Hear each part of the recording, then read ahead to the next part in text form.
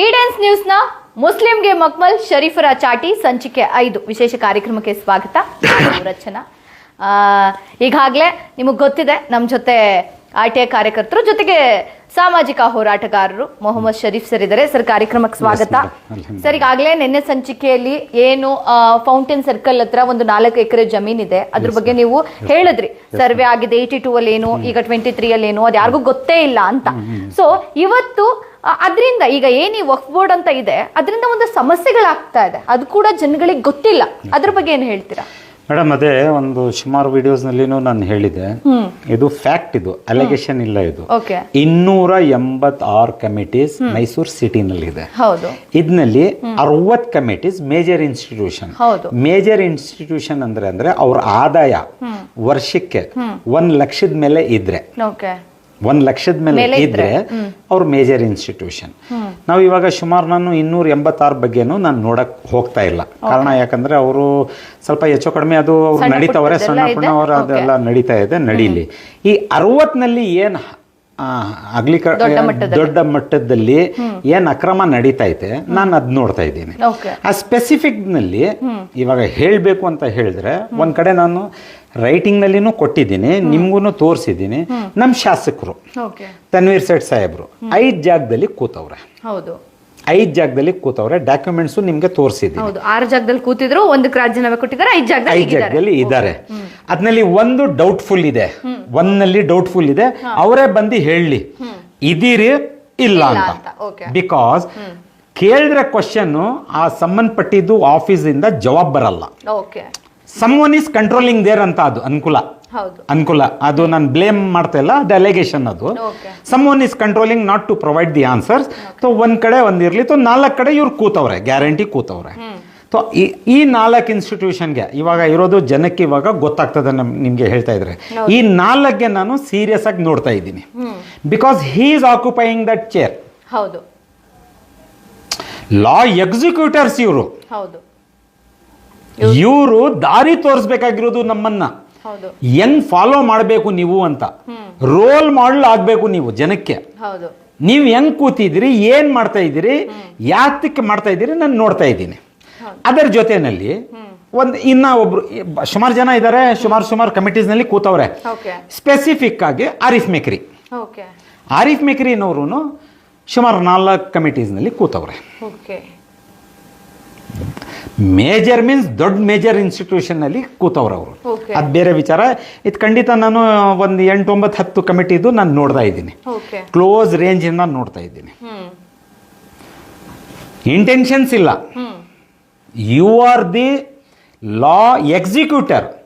ಇವರು ದೊಡ್ಡ ಕುಟುಂಬದಿಂದ ಬರೋರು, ಇವರು ಫೇಮಸ್ ಕುಟುಂಬ. ಉದಾಹರಣೆ ಹೇಳ್ಬೇಕಾದ್ರೆ ಮೇಕ್ರಿ ಸರ್ಕಲ್ ಅಂತ ಬೆಂಗಳೂರಿನಲ್ಲಿ ಇದೆ ನೋಡಿ ಮೇಡಮ್, ಆ ಫ್ಯಾಮಿಲಿಯಿಂದ ಬರೋರು ಇವರು.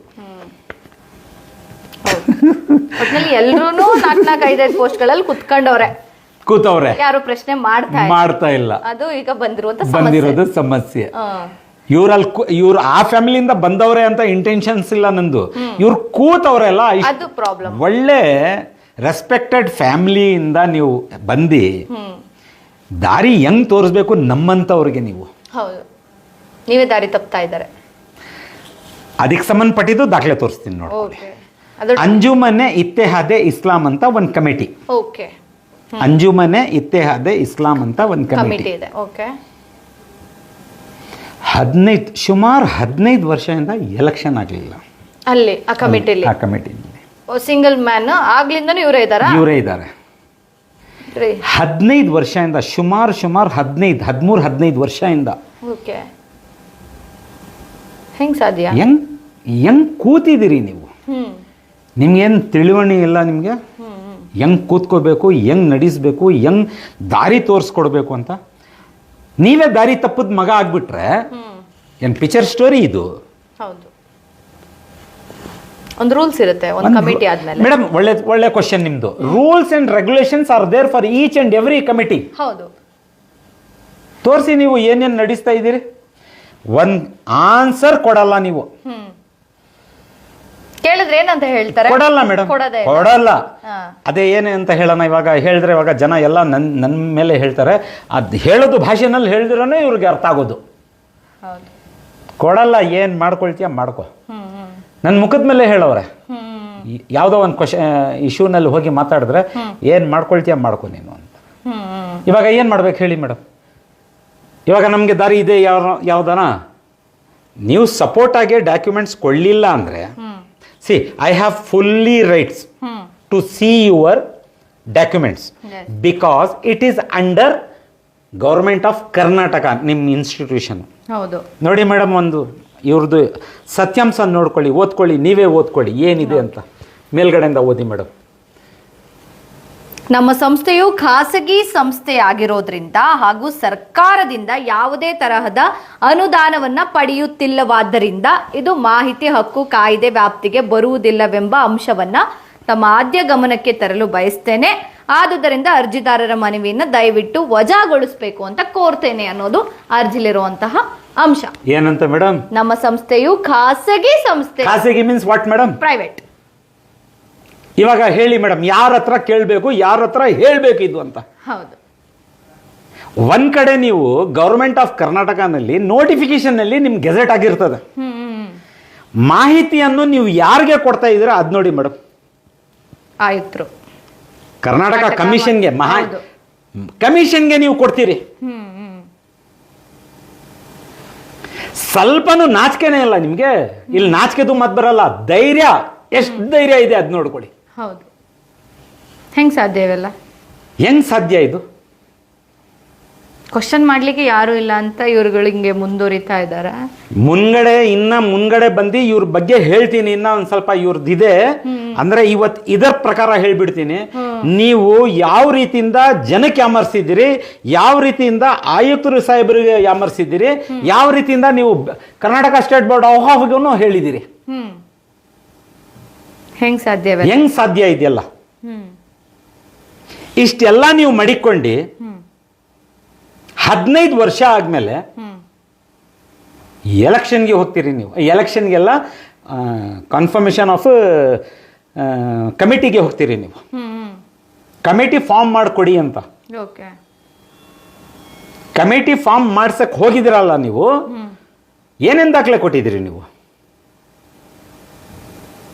ಏನೇನ್ ಕೊಡ್ಬೇಕು, ಏನೇನ್ ಕೊಟ್ಟಿದ್ದೀರಿ ನೀವು ತೋರಿಸಿ ನೋಡೋಣ. ನೀವು ಅಷ್ಟೊಂದು ಸಿನ್ಸಿಯರ್ ಆಗಿದ್ರೆ ತೋರಿಸಿ. ಇಲ್ಲಾಂದ್ರೆ ಒಂದು ಕೆಲಸ ಮಾಡಿ ಆರಿಫ್ ಮೇಕ್ರಿ ಸಾಹೇಬ್ರ, ನನ್ನ ಮೇಲೆ FIR ಹಾಕ್ಬಿಡಿ, ನಾನು ಹಿಂಗೆ ಅಲಿಗೇಷನ್ ಮಾಡ್ತಾ ಇದ್ದೀನಿ ಅಂತ. ಏನೇನ್ ಡಾಕ್ಯುಮೆಂಟ್ ಕೊಟ್ಟಿದ್ದಾರೆ ಅವರು? ನಿಮಗೆ ಗೊತ್ತಿರೋ ಪ್ರಕಾರ ಏನೇನ್ ಕೊಟ್ಟಿಲ್ಲ ಮೇಡಮ್? ಪೇಪರ್ ಇದೆಲ್ಲ, ಪೇಪರ್ ಇದೆ, ತೋರಿಸಿದ್ರೆ ಇವಾಗ ಅದೇನು ಹೇಳ್ತೀರಿ? ಅದು ಭೂಕಂಪ ಅಂದ್ರೆ ಏನದು? ಭೂಕಂಪ ಅಂದ್ರೆ ವಾಲ್ಕೊನೋ ವಿಲ್ ಬರ್ಸ್ಟ್. ನಿಮ್ಗೆ ಒಂದ್ ಕಾನೂನು, ಬೇರೆಯವ್ರಿಗೆ ಒಂದ್ ಕಾನೂನು. ಹೌದು. ಸಾರ್ವಜನಿಕರಿಗೆ ಬೇರೆ, ಇವ್ರುಗಳಿಗೆ VIP-ಗಳಿಗೆ VVIP ಏನ್ ಹೇಳ್ಬೇಕೋ ನನಗೂ ಗೊತ್ತಿಲ್ಲ. ಅದಕ್ಕೆ ವ್ಯವಸ್ಥೆ ನೀವು ಸರಿ ಮಾಡ್ತಾ ಇದ್ದೀರಾ ಇಲ್ಲ ವ್ಯವಸ್ಥೆಗೆ ನೀವೇ ಕಾರಣ ಆಗಿದ್ದೀರಾ? ಹೌದು. ಆಚೆ ಬಂದು ನೀವು ಏನು ಪ್ರಚಾರ ಮಾಡಕ್ ಹೋಗ್ಬಿಡಿ. ಮುಂಚೆ ಯು ಶೋ ಯುವರ್ ಸಿಂಬಲ್ಸ್. ನೀವ್ ಏನ್ ಮಾಡ್ತಾ ಇದೀರಿ ಅಂತ ಹೇಳ್ಬಿಟ್ಟು ಆಚೆ ಬಂದು ತೋರಿಸಿ ಜನಕ್ಕೆ. ಹೌದು. ಆಚೆ ಬಂದು ಏನಂತ ಹೇಳೋಣ, ನಾನೇ ನಿಮ್ ಜನ ಅಂತಾರೆ. ಸೆಂಟಿಮೆಂಟಲ್ ಜನ, ನಮ್ ಜನ ಎಮೋಷನಲ್ ಜನ ಒಪ್ಕೊಳ್ತಾರೆ ಅಂತ. ನಾವ್ ಇವಾಗ ಹಿಂಗೆ ಧ್ವನಿ ಎದ್ರೆ ಹಿಂದೂ ಮುಸ್ಲಿಂ ಮಾಡ್ತಾ ಇರೋದು ಇವರು ಅಂತಾರೆ. ಇವ್ರಿಗೆ ಭಯ ಪಡ್ಕೊಂಡು ನಾವು ಒಂದ್ ಮೂಲೆನಲ್ಲಿ ಕೂತಿರ್ಬೇಕು. ಇವ್ರಿಗೆ ತಿನ್ನಕ್ ಬಿಡ್ಬೇಕು. ಇವ್ರಿಗೆ ವ್ಯವಸ್ಥೆ ಹಾಳು ಮಾಡಕ್ ಇವ್ರ ಕೈಯಲ್ಲಿ ಬಿಟ್ಕೊಡ್ಬೇಕು ನಾವು. ಬಿಟ್ರೆ ನನ್ನಿಂದ ಯಾರು ಒಳ್ಳೆಯವನೇ ಇಲ್ಲ ನಮ್ಮ ಏರಿಯಾದಲ್ಲಿ. ಬಿಡ್ಲಿಲ್ಲ ಅಂದ್ರೆ ಹಿಂದೂ ಮುಸ್ಲಿಂ ಮಾಡ್ತಾನೆ. ಎಲ್ಲ ತಗೊಂಡು ಹೋಗಿ ಯಾರ್ಯಾರಿಗೋ ಏನಂತ ಹೇಳೋಣ, ಮುಖದ ಮೇಲೆ ಹೇಳವ್ರೆ. ಮೆಂಟಲ್ ಹಾಸ್ಪಿಟಲ್ಗೆ ಸೇರಿಸ್ಬೇಕು ಇವನ್ಗೆ. ನ್ಯಾಯ ಕೇಳದೆ ತಪ್ಪ ಅಂತ ಹಾಗಾದ್ರೆ? ಮೇಡಮ್, ಇದು ನ್ಯಾಯ ಕೇಳಕ್ಕೆ ಅಂತ ನಿಮ್ಮ ಕ್ವಶನ್ ಕೇಳಿದ್ದು ಒಳ್ಳೇದು. ಇದು ನನ್ನಂತರ ಯಾರ್ಯಾರೋ ಧ್ವನಿ ಎತ್ಕೊಂಡು ಹೋಗ್ತಾ ಇದ್ರೆ ಮುಂಚೆಯಿಂದಾನೆ ಇವ್ರಿಗೆ ಫಸ್ಟ್ ಪ್ಲೇಸ್ ನಲ್ಲಿ, ಫಸ್ಟ್ ಡೇ ನಲ್ಲಿ ಇವ್ರಿಗೆ ಧ್ವನಿ ಎತ್ತಿ ಇವ್ರಿಗೆ ಬಿಡಬಾರ್ದಾಗಿತ್ತು ತಿನ್ನಕ್ಕೆ. ಹೌದು. ಅವಾಗ ಇವರೆಲ್ಲ ಇಷ್ಟೊಂದು ಮಾಡ್ತಾ ಇರಲಿಲ್ಲ ನನ್ನ ಅಂದಾಜು.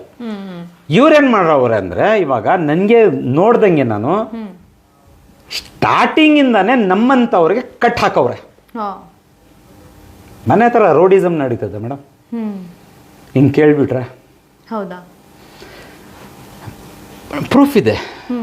ಮನೆ ಹತ್ರ ನಡೆದಿರೋದು ಪ್ರೂಫ್ ಇದೆ, FIRs ಆಗಿರೋದು ಪ್ರೂಫ್ ಇದೆ, ಯಾರು ಬಂದು ಮಾತಾಡೋನೆ ನನಗೆ ಬಗಳವನೇ ಚೆನ್ನಾಗೆ ಎಲ್ಲ ಇದೆ.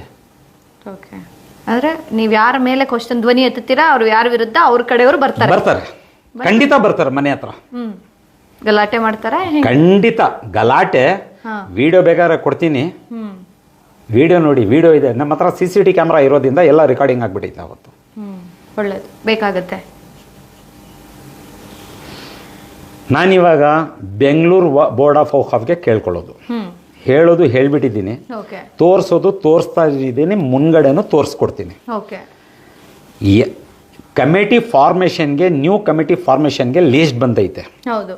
ಇದೆಲ್ಲ ಆಮೇಲೆ ಇನ್ಕ್ವೈರಿ ಮಾಡಿ ನೀವು.